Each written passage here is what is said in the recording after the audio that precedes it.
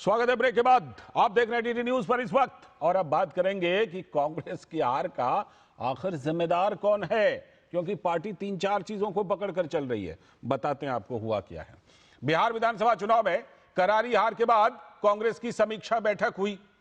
पटना में हुई इस बैठक में राहुल गांधी भी शामिल हुए, और कांग्रेस की इस बैठक में, यह बैठक दिल्ली में भी हुई थी और पटना में भी समीक्षा हुई।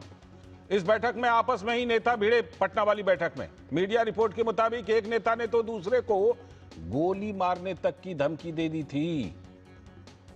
चुनाव प्रबंधन में नेताओं की भूमिका पर भी सवाल उठे हैं। कहे कि नहीं, हमारी तरफ से भी गलती है, और सीट शेयरिंग पर भी, और बाहरी उम्मीदवारों को टिकट बेचने तक का मुद्दा उठ गया। लेकिन सबसे फेवरेट केसी वेणुगोपाल, उन्होंने चुनाव आयोग पर धांधली का आरोप थोप दिया। खबरों के अनुसार राहुल गांधी ने कमजोर संगठन के आरोप को नकार दिया। राहुल गांधी ने कहा कि अगर कांग्रेस का संगठन कमजोर था तो फिर जो हमारे बाकी सहयोगी थे, आरजेडी, वामदल, इनके संगठन तो कमजोर नहीं थे, वो क्यों हार गए। और इन सब के बीच जो केसी वेणुगोपाल कह रहे थे, तो एसआईआर पर फिर से सुप्रीम कोर्ट ने बिहार वाले एसआईआर पर टिप्पणी की है। सुप्रीम कोर्ट के जज ने कहा कि कुछ पार्टियां बिहार में बहुत ही ज्यादा डर फैला रही थी। हमें भी लग रहा था कि शायद कुछ हो सकता है, लेकिन एक भी आदमी ऐसा नहीं आया जिनका नाम गलत ढंग से काटा गया हो बिहार एसआईआर में।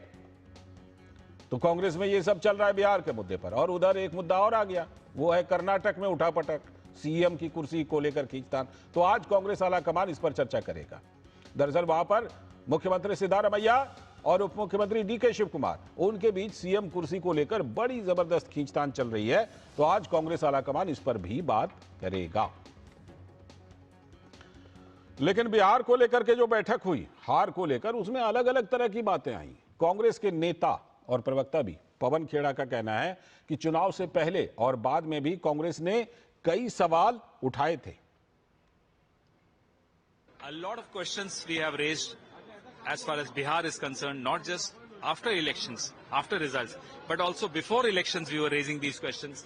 An entire voter Adhikar Yatra Rahul ji took out for 16 days in Bihar.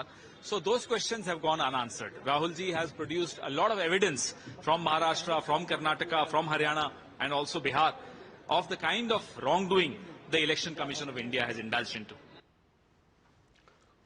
वहीं कांग्रेस के नेता आबिदुर रहमान का भी दावा है कि वोटों की हेराफेरी तो हुई है। कुछ अलग लत्ती बाहर से आ गए थे कांग्रेस में, जो इन्होंने अपना अपना एस्पैरोगैरा की तरह लोग काम करना शुरू किया। जो कांग्रेस में थे वो भी जो कांग्रेस से बाहर थे, टिकट का हेराफेरी किया गया, बड़े पैमाने में पैसे का हेराफेरी किया गया। ये सब चूक हुई हम लोगों से, जो हम लोग समझ नहीं सकते थे। ये हमने राहुल जी को सुनाया अपने खड़ोटा। लेकिन इन सब के बीच बीजेपी के नेता तरुण चुग का कहना है कि कांग्रेस में दरअसल अराजकता चल रही है। राष्ट्रीय जनता दल गठबंधन बिहार में दादागिरी, गैंगस्टर, रंगदारी की पर्यायवाची बन गई थी, इसलिए जनता ने उनको सजा दी है। और आज जिस तरह कांग्रेस पार्टी के नेता, जनता ने इन्हें सही सजा दी है, नहीं तो ये बिहार को जंगल राज बना देते। तो ये तमाम बातें चल रही हैं कांग्रेस के अंदर, और इसी पर बात करने के लिए हमारे साथ हमारे संवाददाता कुमार आलोक जुड़ रहे हैं। कुमार आलोक आगे चलकर जुड़ेंगे। अभी फिलहाल हमारे साथ विनोद मिश्र जी, हमारे सलाहकार संपादक, इसी मुद्दे पर जुड़े हुए हैं। विनोद जी, जिस तरह से कि कांग्रेस में मंथन का दौर चल रहा है, लेकिन लगता नहीं कि कंफ्यूजन है पार्टी के अंदर। कभी कहते हैं कि हमारा प्रबंधन जो है ठीक नहीं रहा, कभी कहते हैं सीट शेयरिंग अच्छी नहीं रही, बाहर के उम्मीदवारों को टिकट दे दिया। लेकिन बाहर जो है, बाहर प्रोजेक्ट करने के लिए सबसे ज्यादा चुनाव आयोग, एसआईआर, वोटर लिस्ट, वो उस चीज को उछाल दिया जाता है। तो कांग्रेस में कहीं ना कहीं इस चीज को लेकर कंफ्यूजन है। राहुल गांधी ने यह भी तर्क दिया, नहीं, संगठन कमजोर नहीं था, क्योंकि अगर संगठन कमजोर था तो आरजेडी और वामदल वाले क्यों हारे। कितना दम है इस तर्क में, बताइए। लाल जी, आप शुक्र मनाइए और आप धन्यवाद कीजिए कांग्रेस पार्टी का कि कम से कम बिहार की हार के बाद समीक्षा बैठक हुई। ये भी एक बड़ी बात है। इससे पहले हरियाणा के आपने कभी समीक्षा बैठक नहीं सुनी होगी, तो ये समीक्षा बैठक हुई, इस बात के लिए आप कम से कम धन्यवाद तो दे ही सकते हैं। बिल्कुल। रही बात, ये अलग बात है कि कांग्रेस में जो पार्टी में कल जो डिस्कशन हुई थी समीक्षा में, लोग तो बड़ा, जो नेता आए थे पार्टी के अध्यक्ष से लेके और महासचिव से लेके सारे लोग थे, जो उम्मीदवार हारे हुए थे वो भी सारे लोग आए हुए थे, लेकिन वो हारने वाले उम्मीदवारों का आक्रोश कुछ ज्यादा था। आक्रोश उनका ये था कि वो सीधे सीधे चार्ज लगा रहे थे लीडरशिप पे।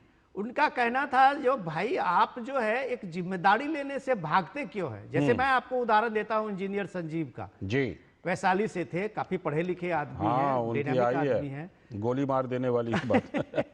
तो अब आप सोचिए कि वो कह रहे थे कि पप्पू यादव इंडिपेंडेंट सांसद है। आपने कांग्रेस में सारे टिकट से लेके सब कुछ की जिम्मेदारी उनको सौंप दी, और इस बात को लेके कहा सुनी हुई, यहाँ तक की हुई कि गोली मारने के भी मुंह जुबानी वहां से बात शुरू हो गई। तो सवाल ये है कि आप जब कार्यकर्ता से मिलते हैं, उनका आक्रोश सुनते हैं, और उसके बाद आप ये दलील देते हैं कि संगठन की कोई बात जो है, कोई कहता है, राहुल गांधी खुद उन्होंने कहा, जो मीडिया में खबर छपी है जी, कि अगर संगठन की कमजोरी की बात करते हैं, संगठन वीक ऑर्गेनाइजेशन की बात करते हैं, तो फिर आरजेडी क्यों हार जाती है, फिर सीपीआई-एमएल क्यों हार गई, क्योंकि भाई उनका संगठन तो मजबूत है।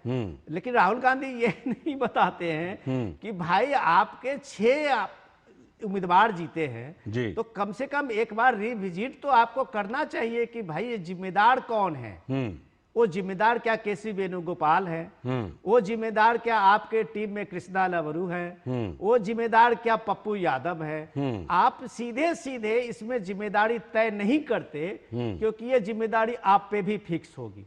क्योंकि आपने इलेक्शन में, पटना के, बिहार के इलेक्शन में जो नैरेटिव लिया था वोट चोरी का, वोट अधिकार यात्रा में आपने जो वहां लोगों में एक नैरेटिव देके और कहा कि लोग कह रहे हैं वोट चोर वोट चोर, तो आपके नैरेटिव को लोग नहीं माना, ध्वस्त कर दिया।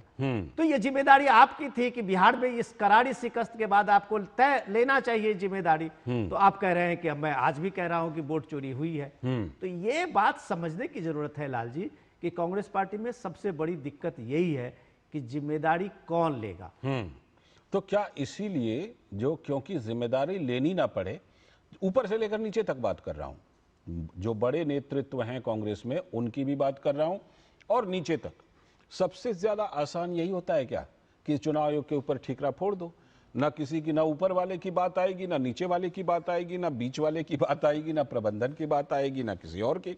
चुनाव आयोग पर, वोट चोरी पर, एसआईआर पर ठीकरा फोड़ दो। भले ही सुप्रीम कोर्ट ने बहुत महत्वपूर्ण बात कही है विनोद जी, सुप्रीम कोर्ट ने कहा, जज ने कहा कि हमें भी लग रहा था कि जैसा कुछ पार्टियों ने समा बांधा था, हमें लग रहा था कि हो सकता है कुछ लोगों के नाम गलत ढंग से कट जाए, लेकिन एक भी आदमी ये शिकायत लेकर नहीं आया कि हमारा नाम वोटर लिस्ट से गलत ढंग से कट गया है। तो ऐसे में इस तरह की जो ये अपनी जिम्मेदारी फेंकने वाली बात है, इस पर कौन यकीन करेगा विनोद जी? लाल जी, आपने बहुत अच्छा संदर्भ लिया। वो सुप्रीम कोर्ट के परसों का ही ये था, कपिल सिब्बल इस मुद्दे को लेके गए थे, आधार कार्ड को लेके, और उन्होंने कहा कि आधार आप अगर इसमें नहीं मानेंगे तो लोगों के लिए तो बहुत मुश्किल होगी, देश का तो लाखों वोटर्स इसमें कट जाएंगे, लाखों वोटर्स जो है उनको नागरिकता का अधिकार नहीं मिलेगा। इसका जवाब देते हुए सुप्रीम कोर्ट ने कहा था कि खुद चीफ जस्टिस ने कहा कि आपने तो कहा था कि इतने लाख वोटर कर लोगों के नाम कट रहे हैं, एक संवैधानिक अधिकार जो है लोगों के छीना जा रहा है, आप लोगों के कारण हमने अपने लोग भेजे वहां पे, लेकिन वहां मुझे किसी ने नहीं कहा किसी ने नहीं कहा कि भाई हमारे वोट कटे हैं, हम यहाँ के नागरिक हैं। सवाल तो इलेक्शन कमीशन का, आज आप कल का प्रेस रिलीज देखिए, इलेक्शन कमीशन ऑफ इंडिया ने रिलीज जारी किया है कि आज की तारीख तक में चुनाव के बाद एक भी पॉलिटिकल पार्टी ने इलेक्शन कमीशन के ईवीएम्स और चुनाव प्रोसेस पे कोई सवाल नहीं किया है।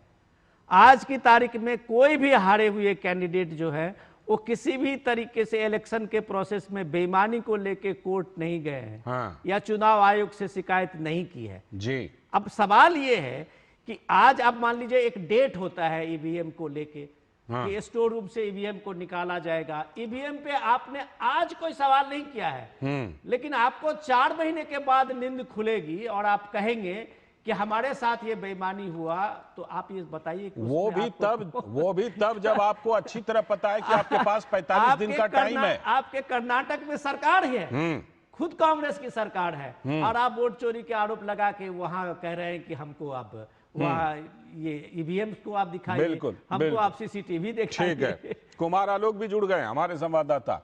आलोक, बड़ी बड़ी खबरें आ रही भाई कि किस तरह से वहां पर गोली मारने तक की धमकी दे दी गई, अंदर में बहुत सारी बातें चली, लेकिन सबसे ज्यादा सुविधाजनक यही लगा कि ना तेरी जिम्मेदारी ना मेरी जिम्मेदारी, फेंकते हैं जिम्मेदारी इलेक्शन कमीशन पर, और बात गोली तक पहुंच गई। क्या क्या खबरें आ रही वहां से, बैठक में जो इंदिरा भवन में जो बैठक हुई? आपकी आवाज नहीं आ रही, जरा अनम्यूट कीजिए। कांग्रेस के नेताओं से तो आपने जिस तरीके से देखा होगा कि बिहार के चुनाव के पहले एसआईआर का मुद्दा किस तरीके से उठाया था राहुल गांधी और उनकी कांग्रेस पार्टी ने और महागठबंधन ने, और लगभग बिहार में एक मैसिव कैंपेन किया था इसको लेकर के, वोट चोरी को लेकर के किया था। लेकिन जब समीक्षा बैठक हुई तो ये जो मुद्दा था बिल्कुल हाशिए पर था। यानी आप कहें कि 100% अगर समीक्षा में चर्चाएं हुई तो आप समझेंगे 2% या 3% एसआईआर के मुद्दे पर कहा गया कि एसआईआर के चलते हमारी हार हुई। लेकिन 97% जो मुद्दे थे वो बिल्कुल आपसी मुद्दे थे। किसी का कहना था कि फलाने कांग्रेसी ने मुझे हराने में अपनी पूरी ताकत लगा दी, किसी ने कहा कि टिकट बेचा दी, किसी ने कहा कि टिकट बेचा गया। और हद तो तब हो गई जब वैशाली के जो कांग्रेस प्रत्याशी थे इंजीनियर संजीव और पप्पू यादव जो बहुत खास करीबी माने जाते हैं जितेंद्र यादव पूर्णिया से चुनाव लड़े थे और वो हार गए थे। तो जैसे ही संजीव सिंह ने कहा कि टिकटों को बेचा गया और बाहरी लोगों को टिकट दिया गया, उसके बाद वो उनको मारने के लिए दौड़े। तो उसके बाद संजीव सिंह जो कांग्रेस के प्रत्याशी थे वैशाली से, उन्होंने यहां तक कह दी कि मुंह में गोली मार देंगे। लेकिन ये सब घटनाएं तब हुई उस समय राहुल गांधी और खड़गे मीटिंग में नहीं आए थे। किसी तरीके से उन दोनों को समझाया गया। जो कटिहार से सांसद है तारिक अनवर ने बहुत बड़ा एक तरह से धमकी दी कि ये पार्टी में ये सब नहीं चलेगा। लेकिन कुल मिलाकर कहा गया कि किस तरीके से कांग्रेस के अपने ही लोग, यहाँ एक तो 11 सीटों पर फ्रेंडली फाइट था जिसकी वजह से 11 सीटों पर हारे, और इस फ्रेंडली फाइट का संदेश आसपास की सीटों पर गया जहां पर महागठबंधन की हार हुई। दूसरा जो सबसे इंपॉर्टेंट सवाल उठाया कांग्रेस के प्रत्याशियों ने, जीते हुए हारे हुए दोनों ने उठाया कि आरजेडी के साथ जो गठबंधन था हमारा वो नहीं होना चाहिए था, और भविष्य में आरजेडी के साथ हम गठबंधन नहीं करें बल्कि कांग्रेस अकेले मैदान में जाए, चाहे वो 5 सीटों पर आए चाहे वो 6 सीटों पर आए। हालांकि आरजेडी की ओर से अभी तक कोई प्रतिक्रिया नहीं आई है, लेकिन कल का जो बैठक रहा 10 जो प्रत्याशी थे उसको अलग करके खड़गे और राहुल गांधी मिले और पूरा फीडबैक लेने की कोशिश की। लेकिन जिस तरीके कल बैठक में समीक्षा बैठक में हंगामा हुआ, जिस तरीके से एक दूसरे पर आरोप लगाए गए, जिस तरीके से कृष्णा अल्लावरू पर टिकट बेचने का आरोप लगाया गया, शकील अहमद खान जो नेता विधायक दल के थे, पूर्व नेता विधायक दल के नेता थे, उन पर आरोप लगा कि इन्होंने टिकट बेचने में अच्छा कोई ठोस कार्रवाई होगी क्या? क्योंकि अभी कुछ ही दिन पहले ये खबर भी आ रही है कुछ दर्जन नेताओं को नोटिस दिया गया था। हालांकि पार्टी ने अभी इसे इस्तीफे को स्वीकार नहीं किया है, लेकिन कल की जो समीक्षा बैठक थी एक तरह से एसआईआर का मुद्दा बिल्कुल गौन रहा। जी आलोक, आवाज आ रही है आपको? आप तक आवाज आ रही है? आपकी आवाज। हाँ आलोक, जरा ये बताइए, कुछ दिन पहले कुछ नेताओं के खिलाफ कार्रवाई भी हुई थी, बिहार कांग्रेस के कुछ नेताओं, कई दर्जन नेताओं के खिलाफ, और आगे चलकर कोई ठोस कदम लेने वाली है पार्टी इस मामले में? देखिए, आपने पढ़ा होगा, सुना होगा और खबरों में आई थी कि 41 जो कांग्रेस के पदाधिकारी थे उन पर कार्रवाई की गई थी। लेकिन ये 41 बहुत ही हाशिए के लोग हैं, कोई बड़े नेता नहीं थे उसमें। और उसमें भी जो कपिल देव यादव के बारे में बात की गई, जिनको अनुशासन समिति का अध्यक्ष बनाया गया था, और उनके नाम पे ये कार्रवाई हुई, उनके यानी उनका दस्तखत था कांग्रेस के जो लेटर पैड था, तो उनके बारे में कहा जा रहा था कि जो जिन पर कार्रवाई हुई 41 लोगों पर, उन्होंने फोटो जारी किया मोबाइल में और कहा कि जब नितिन नवीन जब मंत्री बने तो उनको जाकर पुष्प गुच्छ वो उनको भेंट कर रहे हैं। तो कांग्रेस के अंदर जो शुरू से ही आप देखें कि चाहे वो उत्तर प्रदेश हो, चाहे वो बिहार हो, चाहे वो झारखंड में कुछ स्थिति इनकी मजबूत है, लेकिन यहां पर कार्रवाई करने की जहां तक बात है, अंत में राहुल गांधी और मल्लिकार्जुन खड़गे जब हंगामा पूरा होने लगा, एक दूसरे पर आरोप लगने लगा, तो राहुल गांधी ने साफ कहा कि देखिए आज जितनी प्रदेश अध्यक्ष की जिम्मेवारी है, जितनी लावारू की हार की जिम्मेदारी है, उतनी ही जिम्मेदारी मेरी है कि मेरी में भी कमी थी जिसके कारण कांग्रेस अच्छा प्रदर्शन नहीं कर पाई। दोनों तरह की बातें कर रहे हैं, दोनों तरह की बातें कर रहे हैं कि एक तरफ जिम्मेदारी भी कह रहे हैं, दूसरी तरफ कह रहे हैं नहीं कुछ और कारण था जिसकी वजह से हार गए लगता है। चलिए, लेकिन विनोद जी की एक बात सही है कि कम से कम समीक्षा बैठक तो की, पहले तो ये भी नहीं करते थे हरियाणा चुनाव वगैरह के बाद, ये एक अच्छी बात है। शुक्रिया आलोक जोड़ने के लिए। विनोद जी बने रहिएगा, आगे चलकर SIR पर भी कुछ बात करनी है। फिलहाल वक्त है एक ब्रेक का।